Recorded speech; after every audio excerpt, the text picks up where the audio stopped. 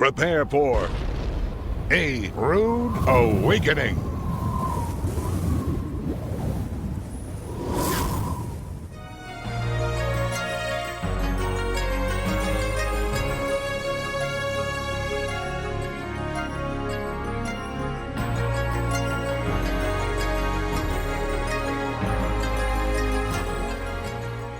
Shalom. I'm Michael Rood, and I am in Ophel Gardens at the southwest corner of the retaining wall that surrounds the Temple Mount in the ancient city of Jerusalem.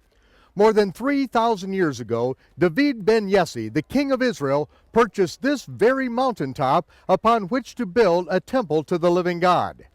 These giant stones, which make up the retaining wall, are embedded into Mount Moreh-Yah, in Hebrew, Har Moreh-Yah.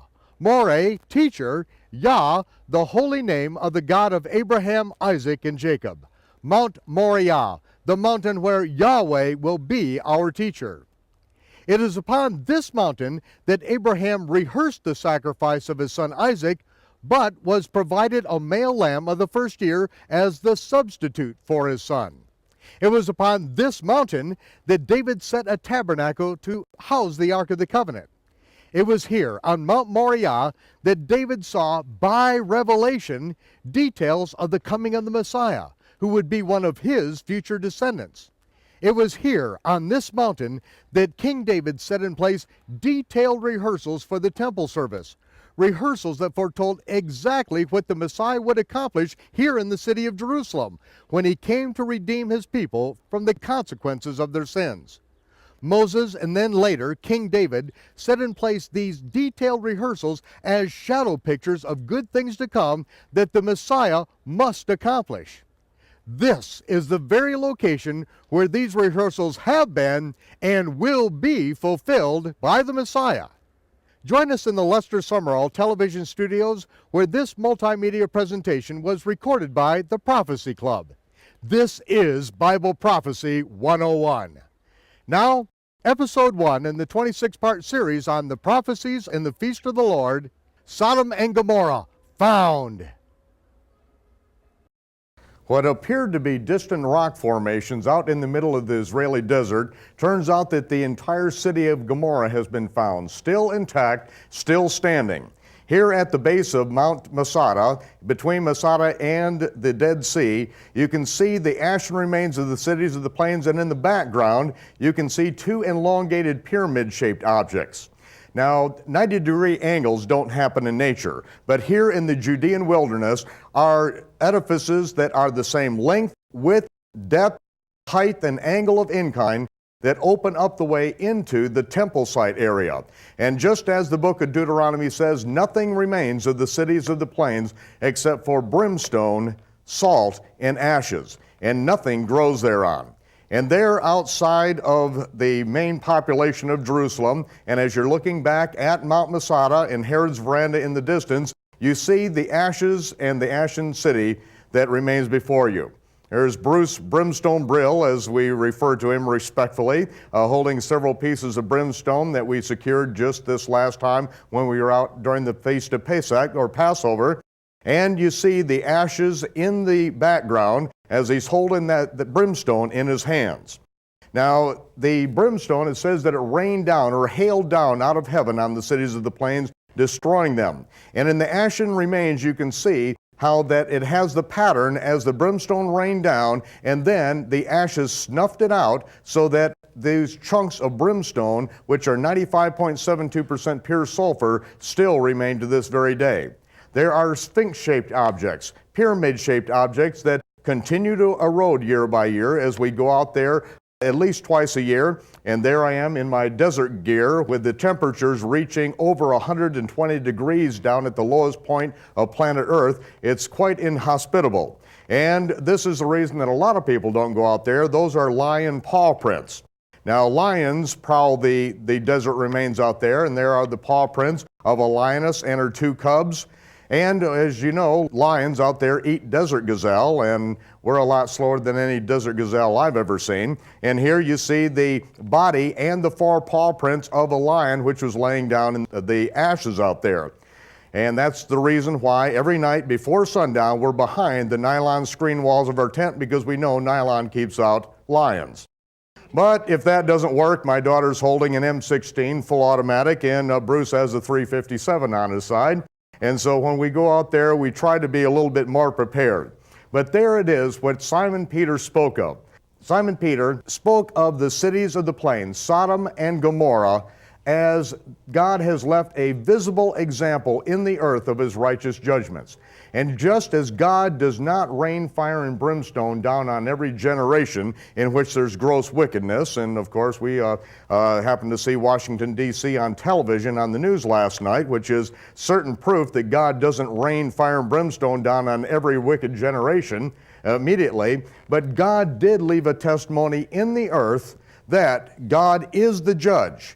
And it is a testimony to all those who would live an ungodly life. I have in my hands one of the pieces of brimstone that was recovered from the city of Gomorrah. In fact, I have the world's largest privately held collection of brimstone on planet Earth outside of the city of Gomorrah.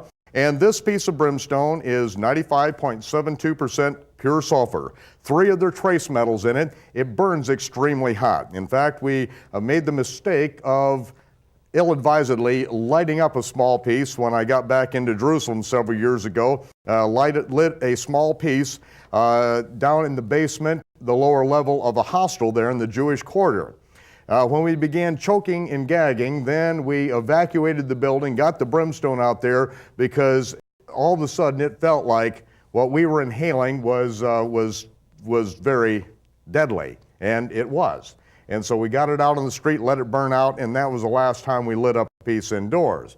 But this is what God has left, this testimony in the earth. And as the city began to then collapse, as the ashen remains snuffed it out, what is left for us today are the remains, these visible remains of God's righteous judgment.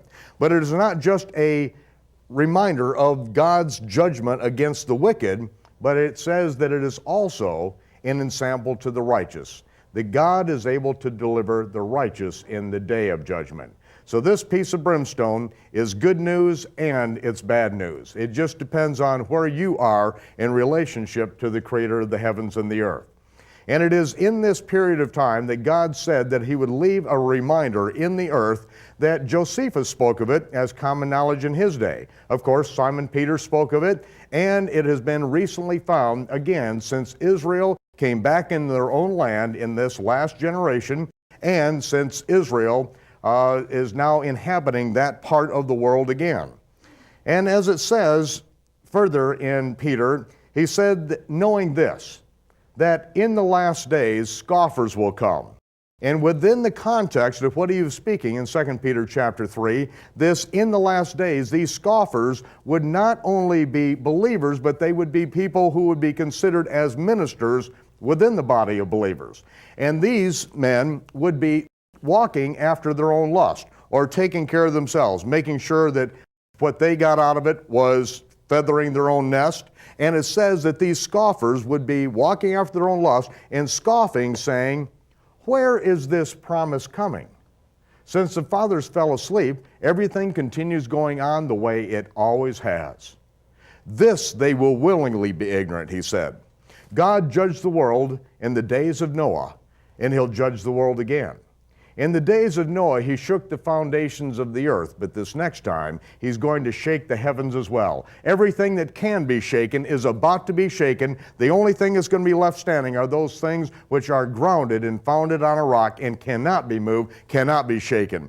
But make no mistake, it is God who is going to do the shaking, and he's doing it for a reason. Just as Yeshua said in the Gospels, that when the wind blows and when the waves roll, it didn't say if, it says when they do, because there is a time in which God is going to shake things loose, and it is concerning the last days in which God has left a testimony. And I am always amazed as we travel around the United States and as we present some of these different archaeological finds that have now come to light just in the last generation, and most of them since the time that Israel took back the city of Jerusalem since 1967.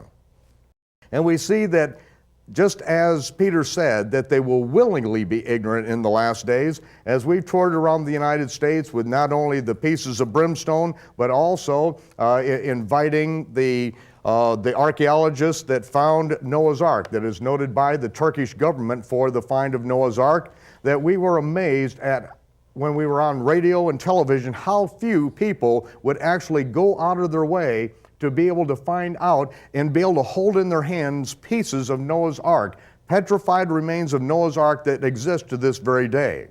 Because it was in the late 1950s that a boat-shaped object appeared in a field in northern Turkey in the mountains of Urartu.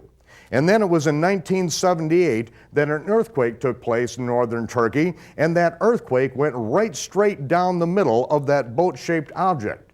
You can still see the fissure line in it today. And what happened is that by an earthquake, in 1 minute, what happened is that it shook all the earth away around the sides of this boat-shaped object, exposing 30 to 50 feet of the horizontal deck support timbers and the rib timbers of the petrified remains of Noah's Ark. And in 1 minute, God excavated the Ark of Noah more in 1 minute than what archaeologists could do in 100 years with modern equipment.